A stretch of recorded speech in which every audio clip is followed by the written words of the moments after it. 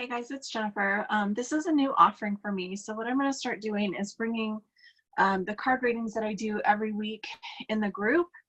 I'm going to start bringing them live in the Patreon page. So that being said, I always post in my Facebook community group every Monday, and I just feel like I want to start expanding on those readings. And so what I usually have everybody do is pick a card, like either 1, 2, or 3, or whichever ones resonate with you, and just have something in mind that you want a little bit of guidance on for the week. And so that being said, I'm going to try my best to get this set up on the Patreon page. Bear with me until I figure out really the best way to do it. But here's the reading for this week. So the very first one, and just so you guys know, I'm using the Good Tarot by Colette Baron Reed. That's what I'm using today for the cards for this week. And the first card that I got is the 9 of Air. And as you can see, it's just, I mean, all of her artwork on these cards are just beautiful. But it's interesting to me that she's spreading her wings. Okay, so when I look at this card, what I'm seeing is it's time to spread your wings. And I kind of feel like that's in the energy right now anyway, that it's time for us to kind of move into a new understanding, a new way of being, a new, there's just a new energy that's happening, right? So whatever might be happening over the next few days is probably going to help you clarify what you need to move forward on and where you need to go from here. And I always like to reference the book just to see kind of what the book says about this. And it's interesting too that it's air, because it just, there's a lightness to it, and it just feels like movement. Okay, so whatever that is for you this week, that's kind of what I feel is happening. It's like a new time. The card, the book from Colette Baron Reed, so if we use the guidebook, it's saying that this card means shifting negative self-talk to compassion, and from fear to possibility. It's a call to faith. So with a gentle voice, I tell myself that I will be okay, that I am okay, and that any fear is merely false evidence appearing real. Let's see, I forgive myself because I know I am human, trying the best I can, and only need to call on spirit to remember that I can and will do better as new possibilities begin to gather on my horizon. Okay, so this really makes sense to me. If you saw the video that I did with Melchizedek, and that was on Saturday, we've got to have this new, deeper relationship with spirit. Like, it's really time for us to really remember that spirit is there for us every day, and not just in times of crisis. Because I think what happens sometimes is we tend to only go to spirit when there's a crisis, right? So then the second one, and again, this is air again, is the Queen of Air. And this card says, setting healthy boundaries, strong self-esteem, calculated and shrewd decisions, clear communication, well organized. And it says, I have clarity of purpose. My intentions are in alignment with my understanding. There is always a strategy in the game called life. I can let go of false truths and be honest with myself and others. So again, this is kind of about moving into the new, right? So this is taking that new leap of faith and really knowing what you need to let go of and what you're moving into. So it's really about, and I love that there's the owl there, because to me that shows wisdom, right? And again, it's moving in clarity of what you need and what you want to do and what you want to create in your life. So that's really what I feel like this is saying on the Queen of Air, is like, it's time for you to step into that divine royalty.